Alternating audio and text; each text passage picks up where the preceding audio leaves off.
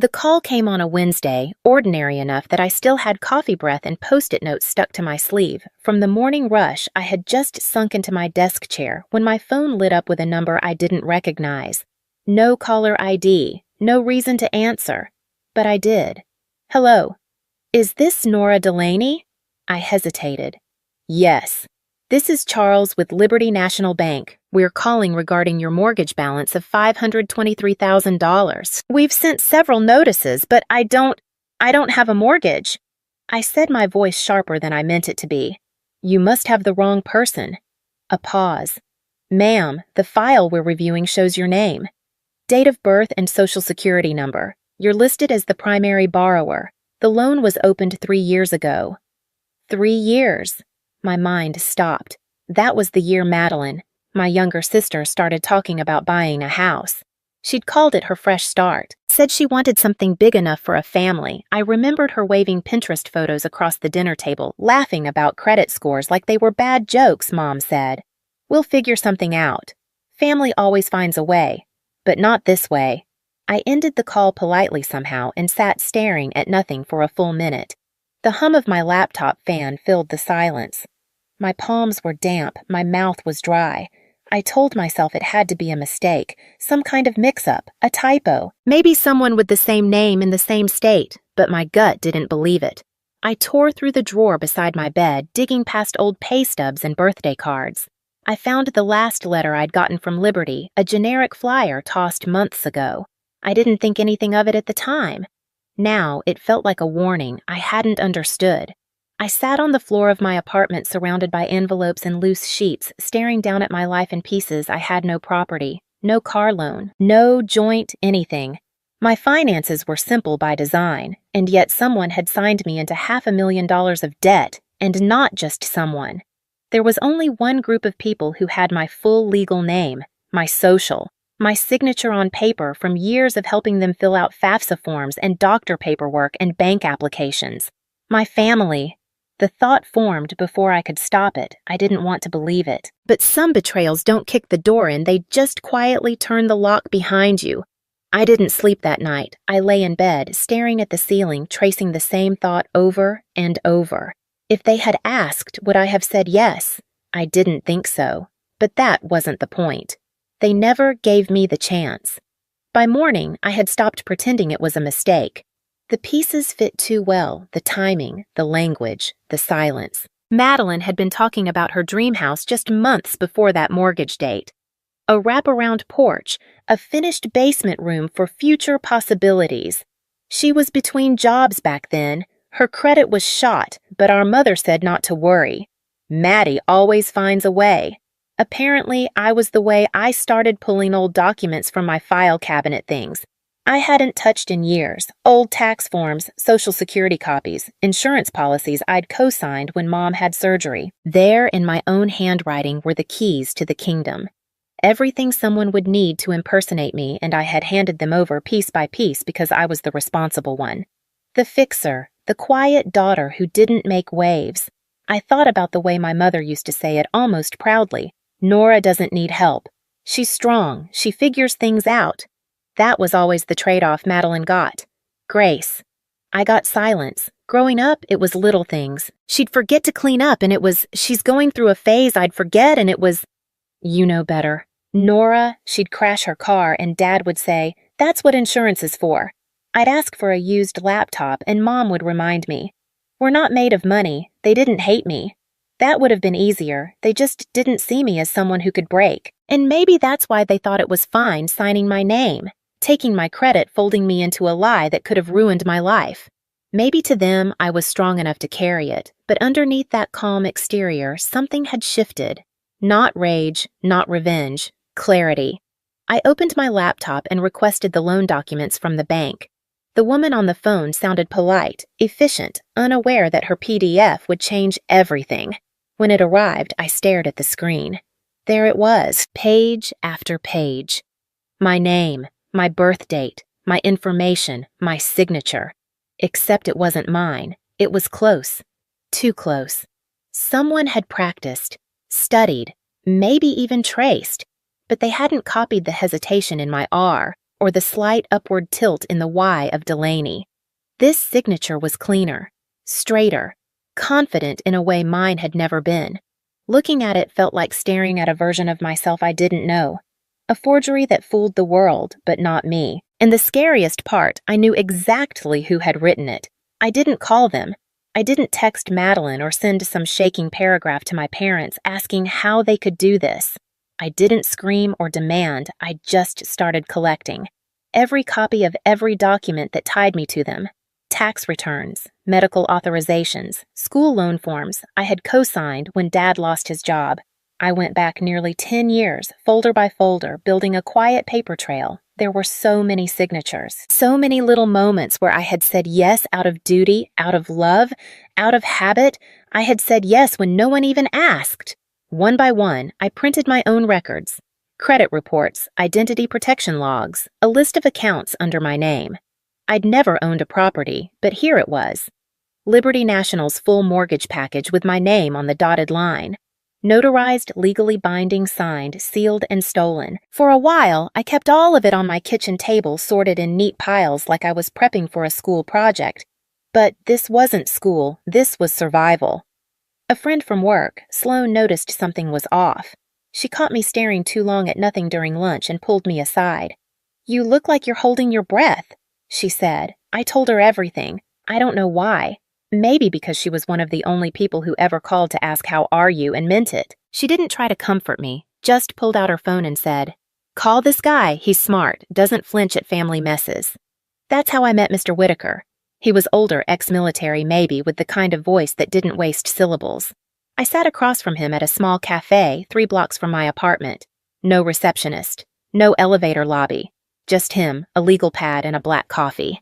He flipped through my stack without a word. When he finished, he closed the folder and looked me in the eye. "You understand what this is, right?" "I think so," I said. "Fraud and identity theft," he added, "at minimum." Hearing those words aloud made something tighten in my chest. I nodded. "I don't want to destroy them. I just want this undone." "You're not destroying anyone," he said. "You're reclaiming what's yours." Over the next hour, he walked me through the steps, file a police report, notify the bank in writing, submit evidence, dispute the mortgage legally, press charges if necessary. "It's going to be long," he warned, "and it's going to burn any bridge that's left." I thought about that word burn, as if the bridge was still there to begin with, as if I hadn't already been walking alone for years. When I got home, I opened an old birthday card from a box I hadn't touched since I moved in. It was from my mom. I recognized the loopy handwriting before I even read it. "Happy 28th to our steady one. We don't say it enough, but you've always been our rock, our backup plan. We're so lucky to have you, our backup plan." It was meant to be sweet, I know that now, but all I could feel was the truth behind it. They had seen me as reliable, strong, quiet, so quiet, they thought I'd never say no. But I was done. Being the plan they used when everything else failed, now I had one of my own. Sunday came fast, too fast. I stood in front of my parents' house, the one with the white shutters and cracked driveway, gripping a folder in my purse like it might burn through the leather. I hadn't said a word to them all week. Not since I got the documents. Not since I sat in Mr. Whitaker's office and realized this wasn't just messy, it was criminal. Still, I knocked. The door opened almost instantly. My mother beamed. "Nora, sweetheart." I was just about to pull the roast out of the oven, like nothing had happened. I stepped inside. The house smelled like lemon cleaner and onions, the same way it always had. Madeline was curled up on the couch, scrolling on her phone, an empty wine glass beside her. My father sat in his recliner watching a football game, like the world hadn't shifted. No one looked at me too long. I sat quietly through dinner. Pot roast mashed potatoes, green beans with too much garlic. My mother made small talk. Madeline complained about her HOA. Dad grunted at the TV. I waited. After the dishes were cleared, I spoke. "Hey, quick, question." 3 pairs of eyes turned toward me. Mild curiosity. No tension. Just another one of Nora's practical inquiries, probably about insurance or tires. "Does anyone know anything about a mortgage with my name on it?" Silence. The kind that makes the air heavy. Madeline's shoulders tightened. My mother's smile froze mid-expression. My father cleared his throat. I didn't move, didn't blink, just waited. Finally, Mom spoke, her voice soft, like we were discussing a late bill. "Oh, honey, that's just paperwork. Maddie needed help qualifying. It's not like you're paying anything." "It's family," Madeline added, eyes still fixed on the table. "You have good credit, I don't. It's not fair if you won't help." Not fair. Like I'd been selfish for asking. Like it was normal. I looked at them and the woman who raised me, the sister I used to protect from nightmares, the father who once told me I was his calm in the storm. They didn't see what they'd done as wrong. They saw it as expected. I nodded once, slow, neutral. "Thanks for explaining," I said quietly. Madeline relaxed already, back on her phone. My father reached for the remote. My mother looked relieved, like a crisis had been smoothed over. None of them saw what had shifted. They thought I was still the same. Nora. Still the quiet one. Still safe. But I hadn't come to fight. I'd come to listen, to give them a chance, and they used it to justify the lie. The next morning, I filed the police report. The officer at the station had the look of someone who'd seen too many family cases, tired, polite, careful. When I handed him the folder I'd built with Mr. Whitaker's help, he flipped through slowly, his brow tightening with every page. "You're sure you want to move forward with this?" he asked, not out of doubt but hesitation. "If I don't," I said, "they'll just keep doing it." He nodded, stamped the papers. It was official. That afternoon, I mailed the certified letter to Liberty National. Inside was the police report, a formal dispute notice, and copies of my ID. I watched the clerk at the post office slide it into the outgoing tray like it was any other envelope, but to me, it was a severance. A quiet, final line drawn in ink. I didn't warn them. No angry phone call, no confrontation, just silence. 3 days passed, then 5, then a full week. No calls, no messages. Just the dull ache of waiting for something to break. It finally did. Friday night, just after sunset, there was a knock on my door. I peeked through the peephole and saw my mother standing outside, wrapped in her nicest coat, face tight with something between fury and fear. I opened the door but didn't step back. She didn't wait for an invitation. "How could you?" she hissed. "How dare you go to the police?" Her voice was sharp, but beneath it, I heard it. The panic. Not about me, about what it meant, about exposure. I said nothing. "I trusted you to be understanding," she continued. "Madeline needed help. Family sticks together." "No," I said softly. "Family asks, they don't steal." She blinked like the words hit harder because they were so calm. "You've ruined everything," she snapped. "Do you know how this looks?" I nearly laughed, but I didn't. I didn't ruin anything, I said. I just stopped pretending it wasn't broken. She opened her mouth to argue, but I was already closing the door. The latch clicked into place with the softest sound, but to me, it felt louder than any scream that night. Madeline called 12 times, left 4 voicemails, each one angrier than the last.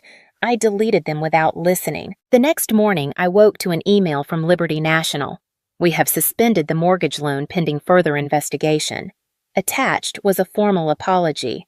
They were reviewing the notary records and the signature file. My credit score was still damaged, but the unraveling had begun. I called Mr. Whitaker. "They're taking it seriously," I said. "They usually do," he replied, "when people don't yell and instead show them the truth." He was right. I hadn't shouted. I hadn't begged. I had just stood still while the truth did its work, and somehow that was enough. In the weeks that followed, the silence around me grew thicker. No more texts. No more invitations. No more guilt-laced reminders that I should be grateful for the family I had. They didn't want to fix anything. They just wanted the version of me who kept saying yes, but she was gone. Instead, I filled my weekends with things I had forgotten I liked. Walking to the farmer's market, buying flowers for my kitchen table, sitting in the quiet with a book, and no phone ringing. I didn't want revenge. Not really. I just wanted distance and peace. And for the first time, I had both. Months passed. Spring crept in quietly, trees blooming in soft pinks and yellows like the world had decided to start fresh. Whether I was ready or not, I kept my head down, answered emails from Mr. Whitaker, signed documents, checked my credit report like it was a weather forecast I didn't trust. The case was still open. The damage was still there, but something inside me had settled. I spent my weekends in motion, walking trails, trying pottery at the community center, volunteering at the library on Saturdays. Nothing dramatic, just mine, hours that belonged to no one else. One morning, I stood behind my booth at a local artisan fair, surrounded by mismatched mugs and bowls I had shaped with unsure hands. A woman picked up a piece labeled Reclamation, a cup slightly off-center, smooth in some places, imperfect in others. She turned it over in her palm. "Why that name?" I shrugged. "Because it wasn't supposed to exist, but it does." She smiled, paid in cash, and walked away. That night, I sat on my balcony with a cup of tea and the first real quiet I'd earned in years. Not the silence of being ignored, but the silence of being unclaimed. That was when I saw them. My mother, my father, and Madeline standing at the edge of the parking lot near my apartment, like they weren't sure whether to come closer or walk away. They looked smaller than I remembered. Madeline's makeup was smudged. My father's shirt was wrinkled untucked. My mother clutched her purse like it was the only solid thing she had left. I walked down the stairs slowly, not rushing, not hiding. When they saw me, they froze. "Nora," my mother started, voice trembling. "We made mistakes, but we're still family." Madeline stepped forward. "I just need help. Just for a little while. Please don't shut us out." There was no fire in me anymore, no anger, just a deep, still quiet that came from knowing they weren't here because they loved me. They were here because they needed me again. I set down my bag and looked at them. Each of them. Really looked. "I hope," I said carefully, "you one day understand what real family means." They didn't interrupt, but it's not something you can steal or fake or expect when it's convenient. I reached into my coat pocket and pulled out a manila envelope. Inside was a printed copy of the forged mortgage document, my name. Their signatures, a red stamp across the front that simply read, "Void." Tucked in behind it was something else, a birthday card from years ago, the one that said, "You've always been our backup plan." I handed the envelope to my mother. Her hands shook as she took it. "I'm not angry," I said. "Not anymore." She opened her mouth to speak, but I didn't wait. "I'm finally free," I said, "and I'm not coming back." Then I turned and walked away. The sound of my footsteps on the stairs felt heavier than any argument I could have had. I didn't look back. When I reached the top landing, I paused. The wind lifted the edge of my coat. The sun was starting to set, casting long shadows across the parking lot. I whispered, not to them, but to myself. Sometimes walking away is the loudest thing you'll ever say, and I meant it. They used my name like it belonged to them, but I walked away. No screaming, no warning, just silence they couldn't ignore. If you've ever been treated like the backup plan, you'll understand why. I never looked back. Subscribe if you're done being quiet. Some truths aren't told to be forgiven, just remembered.